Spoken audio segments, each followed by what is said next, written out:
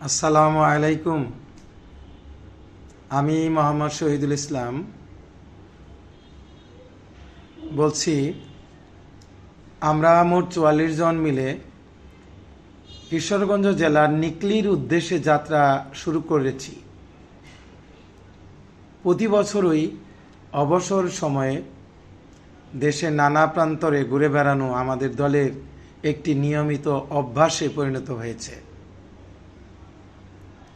আজ আমরা ইবনে সিনা ক্যান্সার হাসপাতালের সামনে থেকে কিশোরগঞ্জের পথে রওনা দিয়েছি। এখন ঘড়িতে রাত 12:30।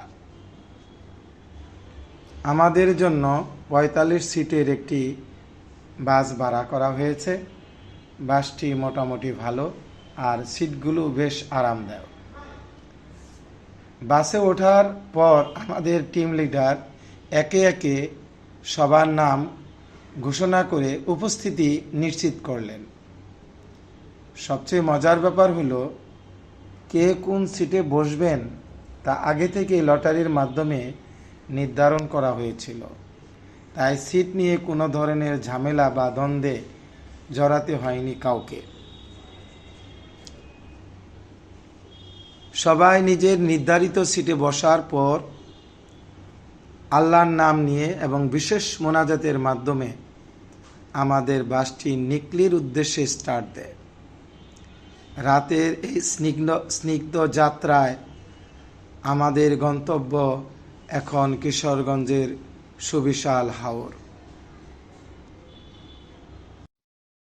আমরা এখন যে মসজিদে আছি এটি কিশোরগঞ্জ জেলার নাম পাগলা মসজিদ।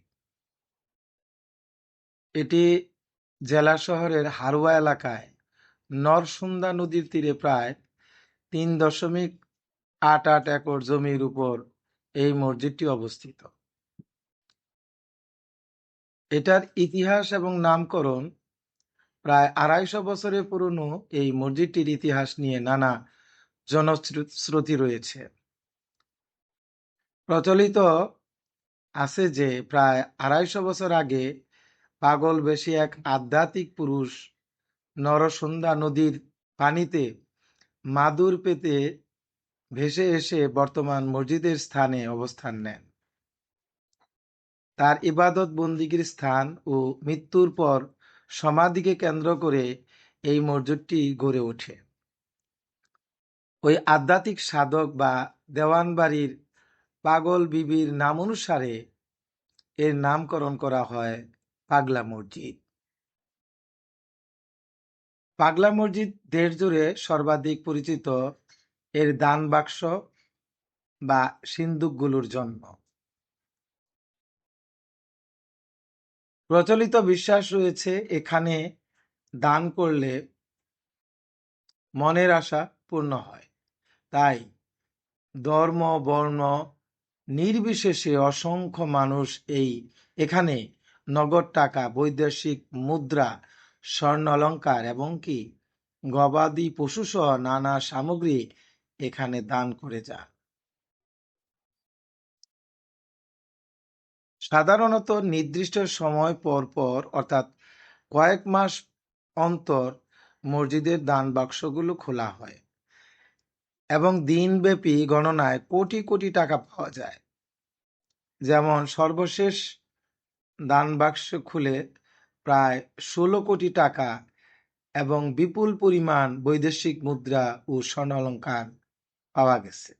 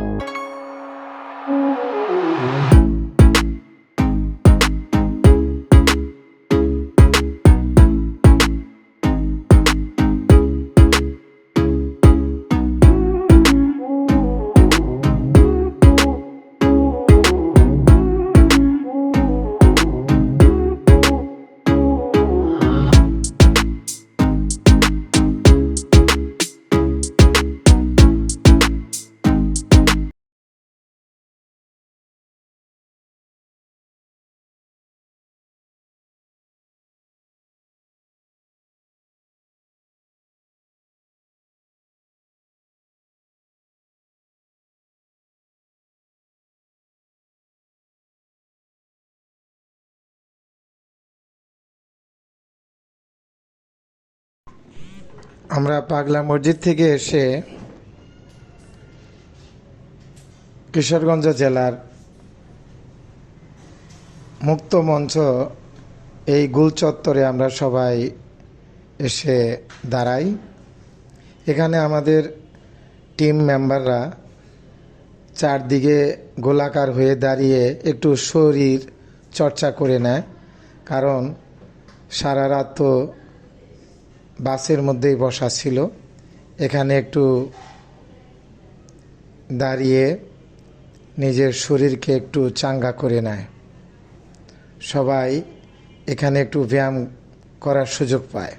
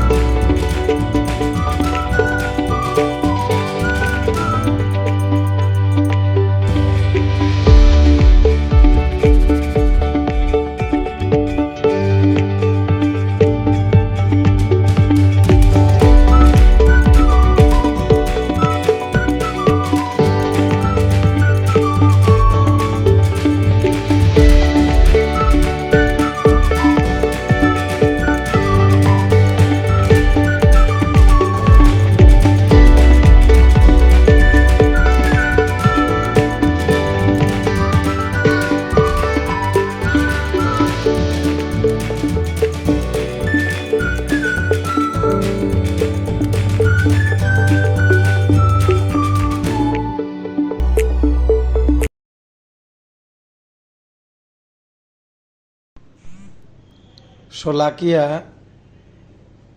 ঈদের নামাজের স্থানে এসে আমি আশ্চর্য হয়ে গেলাম। টিভিতে এবং বিভিন্ন মিডিয়াতে যেভাবে এই মাঠের কথা বর্ণনা করা হয়, আমি বাস্তবে দেখে আশ্চর্য হয়ে গেছি। আমি ভেবেছিলাম এই মাঠটি হয়তো শহর থেকে কোনো একটি নিভৃত গ্রামে বা বন জঙ্গলের পাশে, আর বিশাল এলাকা নিয়ে একটি মাঠ হওয়ার কথা, কিন্তু আসলে বাস্তবে কিন্তু তা নয়। আমি আমার এলাকায় এর থেকেও আরও বড় মাঠ আমি দেখেছি, যদিও সেখানে এরকম কোনো নামাজ হয় না, কিন্তু আমি মাঠ দেখেছি এর থেকেও বড়। তো সবচেয়ে বড় কথা হলো যে বাংলাদেশে এই মাঠেই নাকি সবচেয়েতে বেশি লোক একসাথে নামাজ পড়ে, আর এই জন্য এই মাঠের এত নাম ডাক। আসলে মাঠ যে এত বড় বা ছোট এটা ডিফার করে না, বা এটা পার্থক্য করে না। পার্থক্যটা হলো বা মূল জিনিসটা হলো এখানে একসাথে অনেক লোক নামাজ আদায় করতে পারে বা আদায় করে। এর থেকেও আরও বড় মাঠ আছে, সেখানে এত মানুষ কিন্তু হয় না, এই জন্য সেই মাঠের নাম ডাক কিন্তু নেই। নাম ডাক হলো এই কিশোরগঞ্জ জেলার এই শোলাকিয়া ঈদগাহ ময়দান। আমি সত্যিই এই মাঠটি দেখে আশ্চর্য হয়ে গেছি, এই জন্য যে আমি আসলেও জানতাম আগে যেভাবে, বাস্তবে দেখি তা সম্পূর্ণই আলাদা।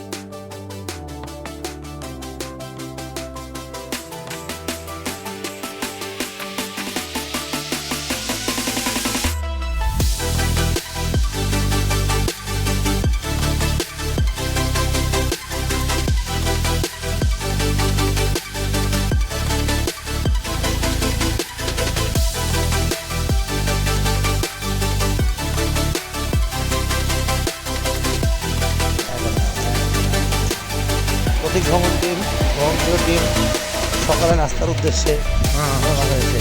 বলে কিশোরগঞ্জের বিখ্যাত গরুর মাংসের হোটেলে যাচ্ছি আমরা। গরুর মাংস দিয়ে পাউডার দিয়ে একসাথে নাস্তা করবো। সাথে আছেন সৈয়দুল স্যার। ধন্যবাদ স্যার আপনাকে আমাদেরকে সমস্ত মুহূর্তগুলো দেওয়ার জন্য। আপনাকেও অনেক ধন্যবাদ।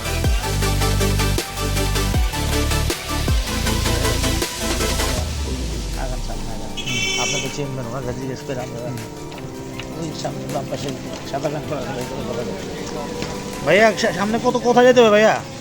কোথায় যেতে হবে? এটা পুরানটা নয়, কাজের সামনে নিয়ে যাও। দুঃখিত ভাই, আমি হাঁটতে পারবো না, চলে গেলাম, মনে করেন না।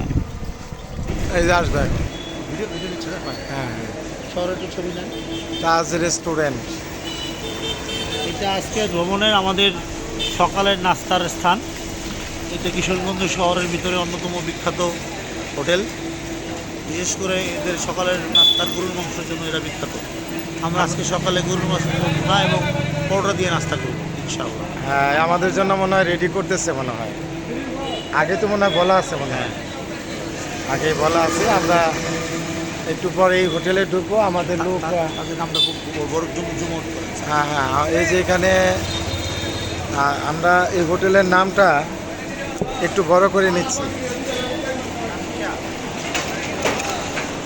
এই যে তাজ রেস্টুরেন্ট, এই হলো তাজ রেস্টুরেন্ট। আর এই হলো, এটা হলো রেস্টুরেন্টের ভিতরের পরিবেশ। এই যেটা, এই রেস্টুরেন্টটা কি কিশোরগঞ্জের শহরের মধ্যে সবচেয়ে ভালো নাম করা। আজকে তো এখানে আমাদের জন্য আমরা তো এখানে নাস্তা করব। জানেন কি না আপনি জানেন যে আমরা এখানে 40-44 জনের আমরা একটা টিম আসতেছি। আমরা এখানে খাবো। রান্না রেডি হয়েছে? আমাদের দল তো চলে আসতেছে। আমাদের রেডি আছে। আচ্ছা আচ্ছা।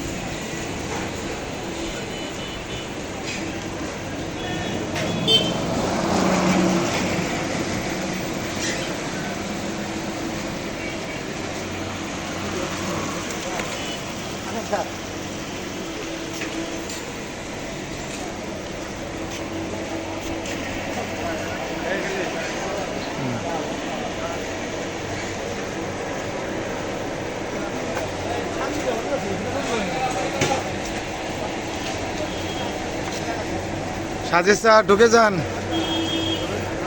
গরুর মাংস এবং সাথে পরোটা।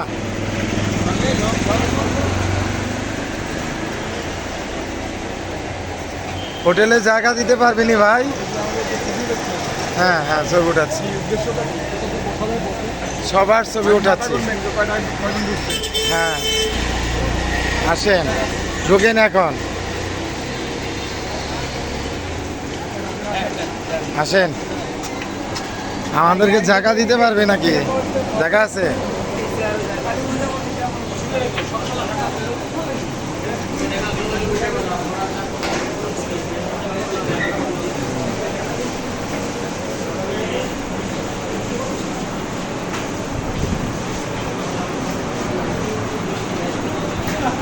বসেন।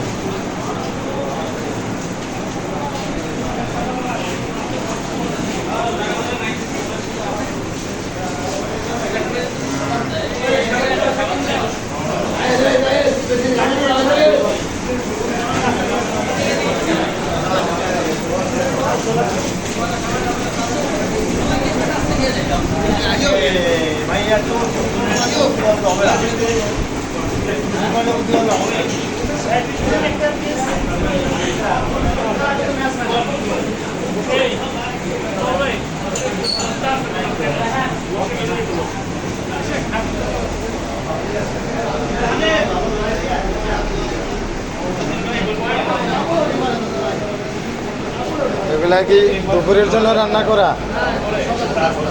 এই যে মাছ, এই মাছ সকালবেলা খায়?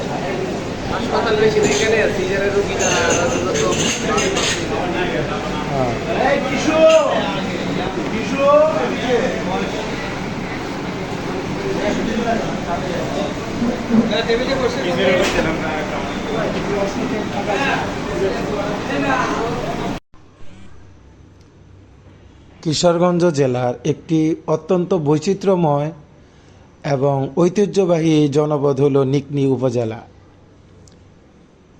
এখানকার মানুষের জীবনযাত্রা মূলত হাওর কেন্দ্রিক। প্রাকৃতিক পরিবেশ এবং ঋতু পরিবর্তনের সাথে যার গভীর সম্পর্ক রয়েছে। এখানকার মানুষের অর্থনীতি ও প্রধান পেশা হিসাবে কৃষি ও মৎস্য চাষ। নিকলির অর্থনীতি মূলত কৃষি এবং মৎস্য শিকারের উপর নির্ভরশীল। হাওর অঞ্চল হওয়ায় এখানকার মানুষ ফসল, বিশেষ করে ধান, বোরো ধান, এছাড়া বর্ষাকালে হাওর থেকে মাছ ধরে জীবিকা নির্বাহ করেন। এলাকার একটি সুবিশাল মানুষ এই কাজই করে থাকেন। নৌকা নির্মাণ এবং তার ব্যবসা। হাওরের যোগাযোগ ব্যবস্থাপনার প্রধান মাধ্যম হচ্ছে নৌকা। আর এই নৌকা এখানে তৈরি হয়, মেরামত করা হয় এবং এই মেরামত করার এবং তৈরি করার এক ধরনের লোকই এই পেশায় নিয়োজিত আছেন এবং এই পেশা বেশ লাভজনক। এছাড়া বিভিন্ন স্থানীয় হাটবাজারে বেশ বিভিন্ন পণ্যের, বিশেষ করে মাছ, তরিতরকারি, এগুলো বেশ জমজমাট। এখানকার যোগাযোগ ব্যবস্থা ও ঋতুভিত্তিক বৈচিত্র্য, বিশেষ করে বর্ষাকাল এবং শুষ্ককাল। নিকলির জীবনযাত্রার সবচেয়ে বড় বৈশিষ্ট্য হল এর ঋতুভিত্তিক রূপান্তর। বর্ষাকালে পুরো উপজেলা পানির নিচে তলিয়ে যায়। তখন এক গ্রাম থেকে অন্য গ্রামে যাওয়ার একমাত্র মাধ্যম নৌকা বা ট্রলার। অন্যদিকে শীত ও শুষ্ক মৌসুমে বিস্তীর্ণ মাঠ জুড়ে বড় ধান চাষ হয় এবং যাতায়াতের জন্য মেঠো পথ বা অস্থায়ী রাস্তা ব্যবহৃত হয়।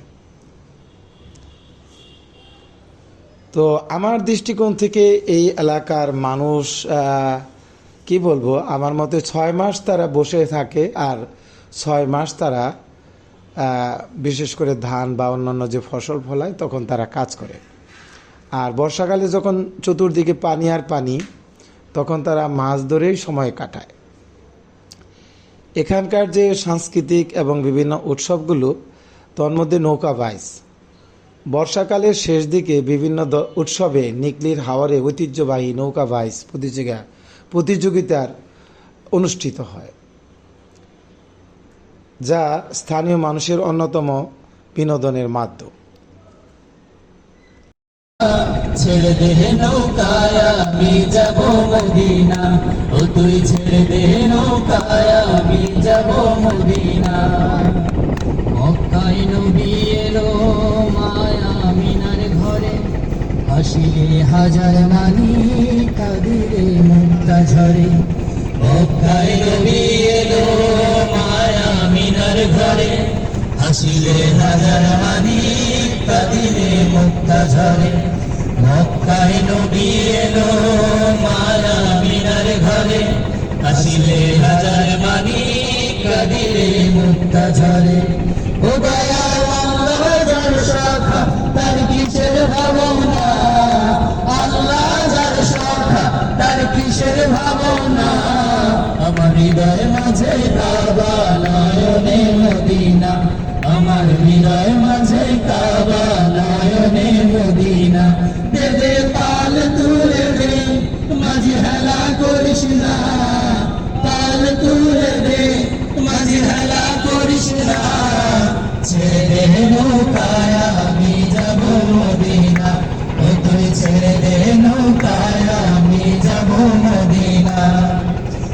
নূরের রোশনীতে দুনিয়া গেছে ভরে, সে নূরের বাতি জ্বলে মদিনার ঘরে ঘরে। ও নূরের রোশনীতে দুনিয়া গেছে ভরে, ও নূরের রোশনীতে মদিনার ঘরে ঘরে। দয়াল আল্লাহ যার শাখা তার কিসের ভাবনা, আল্লাহ যার শাখা তার কিসের ভাবনা। আমার হৃদয় মাঝে কাবা নয়নে মদিনা, আমার হৃদয় মাঝে কাবা নয়নে মদিনা। দে দে পাল তুলে দে, মাঝি হেলা করিস না, পাল তুলে দে, মাঝি হেলা করিস না। ছেড়ে দে নৌকায় আমি যাব মদিনা, ছেড়ে দে নৌকায় আমি যাব মদিনা। তুই ছেড়ে দে নৌকায় আমি যাব মদিনা।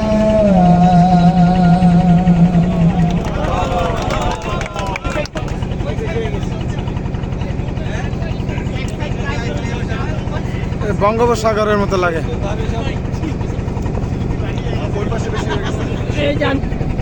আল্লাহর কি মহিমা।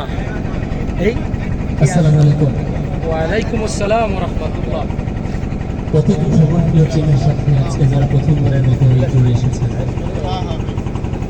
প্রতীক ফাউন্ডেশনকে একটু জানা দরকার। কিছু ইনফরমেশন দিয়ে রাখি আপনাদেরকে।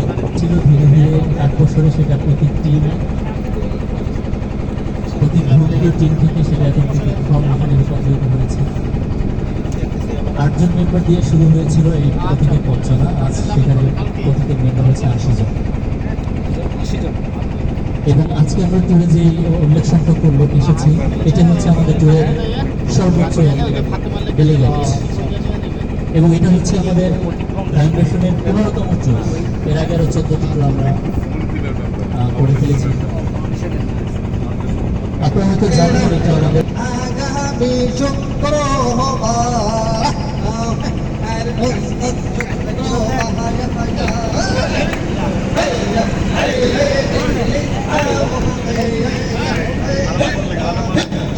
আগামী ব্যাপক আসছে এখানে।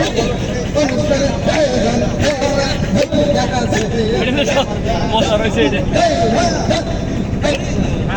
সবাইকে ধন্যবাদ। আসসালাম।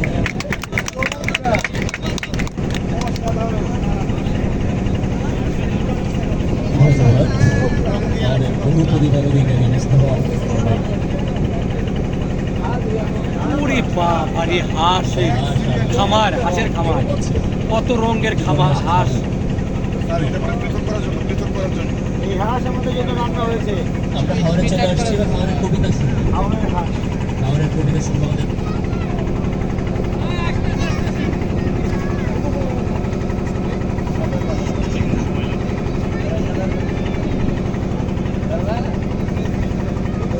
বড় করছেন ঝর্ণার পানি দিয়ে গোসল করাই।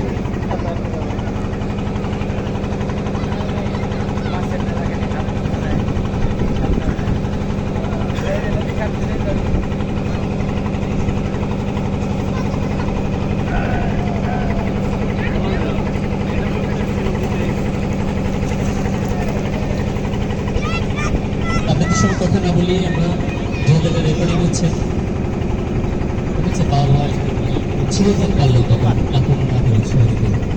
আসসালামু আলাইকুম রহমতুল্লাহ। আসলে হাওড় তাও শহর অঞ্চলে যে যেখানে বসবাস করে তার হৃদয়ের কথা কবিতা, এরকম একটি কবিতা মাসুদ ভাই আমাকে পাঠিয়েছিল।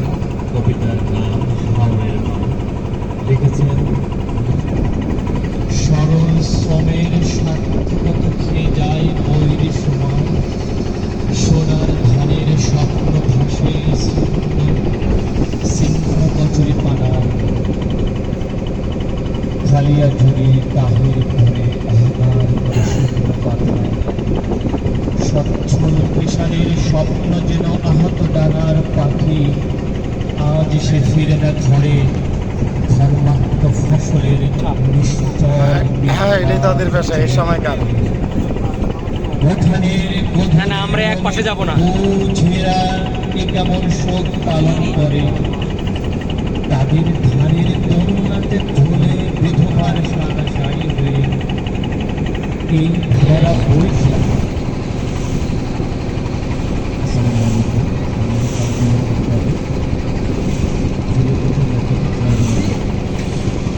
আসলে আমরা সবাই মজা করি, আসলে মাসুদ ভাই এবং সাথে আমরা থেকে আসলে সত্যি বলতে হবে, মনে হচ্ছে এত প্রস্তুত অনেক ভালো ছিল। তো আমি উপস্থিত চেষ্টা করব।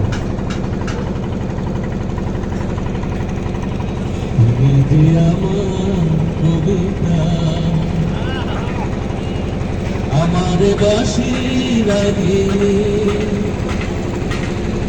আমার সকল জাগরণ চিরদিন তোমার ঘিরে। তুমি যে আমার কবিতা, আমার বাসি রাগিনী, আমার সকল চিরদিন তোমার ঘিরে। তুমি যে আমার কবিতা, আমি কে তোমার যদি জানতে হয় তারও কাছে টানতে, আমি কি তোমার যদি জানতে হয় তারও কাছে টানতে, নয়তো সুদূরে যেতে গো চলে, না না নয় যদি নিভেদি পথের বাকে, যদি এলো আমার ডাকে, যদি নিভেদি পথের বাকে, তুমি যে আমার বলবো আবার, তুমি যে আমার বলবো আবার, ও তুমি যে আমার কবিতা, আমার বাসি লাগিনি, আমার সকল জাগরণ চিরদিন তোমার।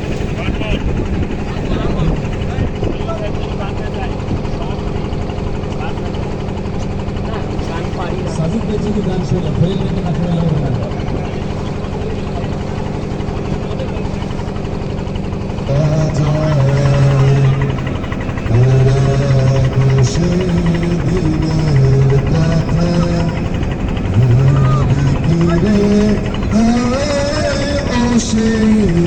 চোখের দেখা প্রাণের কথা সেই ভোলা যায়,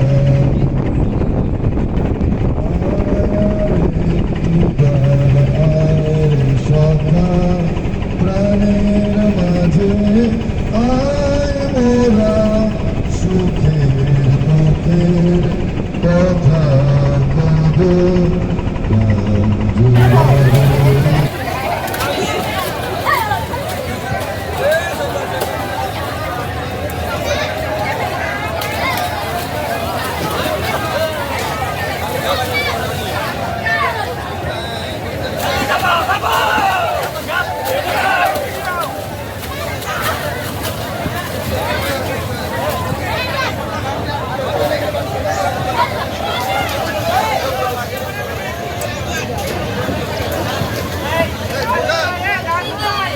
আবহমান বাংলার গ্রামীণ সংস্কৃতি থেকে প্রবলভাবে বিদ্যমান।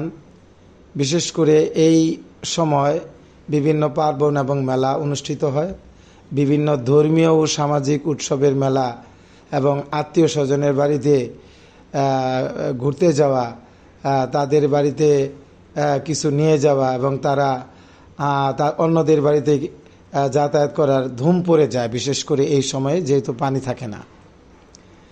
এখানে কিন্তু জীবনযাত্রার মান একটি বড় চ্যালেঞ্জ। প্রাকৃতিক সৌন্দর্যে ভরপুর হলেও হাওর অঞ্চলের হওয়ার কারণে এখানকার মানুষকে জীবনের প্রতিটি পদক্ষেপে প্রকৃতির সাথে লড়াই করে বাঁচতে হয়। বিশেষ করে বর্ষাকালে যাতায়াত ও শিক্ষা ব্যবস্থার কিছুটা ব্যাঘাত ঘটে। তবে সাম্প্রতিক বছরগুলোতে যোগাযোগ ব্যবস্থার উন্নয়ন এবং আধুনিক শিক্ষার প্রসারের ফলে এখানকার জীবনমান ক্রমান্বয়ে উন্নত হচ্ছে। নিকলির মানুষের জীবন যাপন সরল, অতিথিপরায়ণতা এবং প্রকৃতিকে জয় করে বেঁচে থাকার মন মানসিকতাই এই জনপদের মূল বৈশিষ্ট্য। তো এখানে যে চারদিকে যখন আমি তাকালাম তখন দেখলাম পুরো উপজেলা যেদিকে তাকায় শুধু পানি আর পানি। আমার কাছে মনে হলো এটি যেন এক বঙ্গোপসাগর। তো এইভাবে দিনের পর দিন 6 মাস তারা পানির মধ্যে আটকা থাকে। আমি বিশেষ করে দেখলাম এক বাড়ি থেকে আরেক বাড়িতে যাওয়ার জন্য একমাত্র রাস্তা হলো সেই নৌকা। বাড়ির চারপাশ দিয়েই পানি, কোনো স্থল সীমা নাই, শুধু পানি আর পানি। এক বাড়ি থেকে আরেক বাড়িতে ডাক দিলে হয়তো শুনতে পাবে, কিন্তু হেঁটে যাওয়ার কোনো উপায় নাই। তাই তাদের একমাত্র ভরসা এই বর্ষাকালে এই নৌকা বা এই নৌকা জাতীয় অন্য যেসব বাহন আছে। তবে মজার কথা হলো এখানে এই বর্ষাকালে এই এলাকার লোকেরা প্রচুর পরিমাণে হাঁস পালন করে। এখানে হাওরে তারা হাঁসগুলো বড় হয়, হাওরে বিভিন্ন মাছ আছে বা অন্যান্য যে কীটপতঙ্গ আছে সেগুলো খেয়ে হাঁসগুলো বড় হতে থাকে। এখানে হাঁসের ডিম এবং হাঁস প্রচুর পরিমাণে পাওয়া যায়। আর বিশেষ করে আমরা যখন দুপুরের খাবার খেলাম, হাঁসের মাংস দিয়ে দুপুরের খাবার খেলাম আর হাওরের ছোট মাছ দিয়ে আমরা দুপুরে খাবার খেলাম, অনেক ভালো লেগেছে। বিশেষ করে মাছ আমার কাছে এত স্বাদ লেগেছে যে সেটা বলবার মতো নয়। যদি আমাকে আরও এরকম মাছ দেওয়া হতো তাহলে মনে হয় আমি খেয়ে সব সাবার করে ফেলতে পারতাম। তো যা হোক, সর্বোপরি কিন্তু আমার নিকলি ভ্রমণ আমার কাছে ভালোই লেগেছে, খারাপ লাগেনি। ওই দিন আমরা প্রচণ্ড উত্তাপের মধ্যে ছিলাম, যেমন অনেক রোদ ছিল তেমনি তেমন গরম ছিল। আমাদের আরেকটি জায়গায় যাওয়ার কথা ছিল, কিন্তু এই বিরূপ আবহাওয়ার জন্য আমাদের সেখানে যাওয়া হয়নি। আমরা যেতে চেয়েছিলাম অষ্টগ্রামের সেই 0 পয়েন্টে, কিন্তু আমাদের সেখানে যাওয়া হয়নি। মনে আফসোস নেই, যেহেতু নিকলি আমরা দেখলাম হয়তো সেই 0 পয়েন্টে ওখানে হয়তো রাস্তাটা শেষ, এরপরে শুধু পানি আর পানি, এইরকমই হয়তো বা হওয়ার কথা। তো দেখলাম আমরা। তো আমার নিকলি ভ্রমণ অনেক ভালো লেগেছে। আপনাদের কেমন লেগেছে আমার কমেন্টে জানাবেন, আমার ভিডিওতে কমেন্ট করবেন, জানাবেন। আপনারা যদি কেউ নিকলি যেতে চান তাহলে আপনারা বর্ষা মৌসুমে যেতে পারেন অথবা শুকনা মৌসুমেও যেতে পারেন। বর্ষা মৌসুমে গেলে একরকম মজা পাবেন, আর শুকনা মৌসুমে মানে শীতকালে গেলে আরেক রকম মজা পাবেন। শীতকালে মাইলের পর মাইল শুধু প্রান্তর আর প্রান্তর আর ফসলের ক্ষেত, আর বর্ষাকালে শুধু নদী আর নদী, মানে নদীর মতো শুধু পানি আর পানি, পানি আর পানি। কাজেই নিকলি যে শুকনো সময় অথবা বর্ষাকালে যখনই বেড়াতে যান না কেন আলাদা আলাদা কী পাবেন, আলাদা আলাদা মজা পাবেন, এতে কোনো সন্দেহ নেই। সবাই অনেক ভালো থাকবেন। সবাইকে ধন্যবাদ জানিয়ে বিদায় নিচ্ছি। আল্লাহ হাফেজ। না না বাবু না বাবু ঢুকছে ওইয়া কি আছে আপনাদের একটা মেরে গেল না একটু আগে না এটা ঠিক আছে কারে মারছে ভাই এর আগের বার একজন একটা আপনি কি করছেন না ধরা খাইছে তাহলে তো বাঁচবে না স্যার আটকাই দিলাম তোর আটকাই দিছ না ভাই একলা আছে খালি ভাই ছিল না না না এর ধরছে তো ধরা খাইছে ধরা খাচ্ছে না আচ্ছা দুজন না না শুনেন একটা রাখছে না দুজন একটা ধরবে একটা ধরবে এই রবুল বাদ একটা ধরছে না এটা বাদ তুমি বাদ দিলে না না রবুল লাগছে আসেন আসেন বলে গেলে খেলা শেষ এই একজনের দরজা দেখ যাই এটা সমস্যা খেলা শেষ সমস্যা নাই ভাই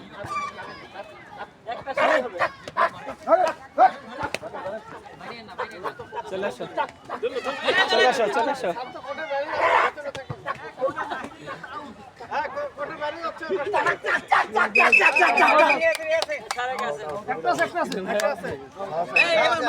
এখানে দলে কোলাবে রাখতে চাই রাখতে আজকে রেখে দেবো বাবা মাছ চালে একটা করতে হবে খেলা শেষ এখানে দলে করে দিকে গেল এদিকে গেল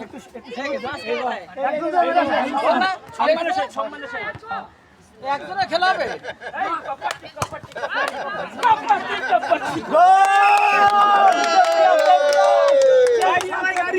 গাড়ি গেছে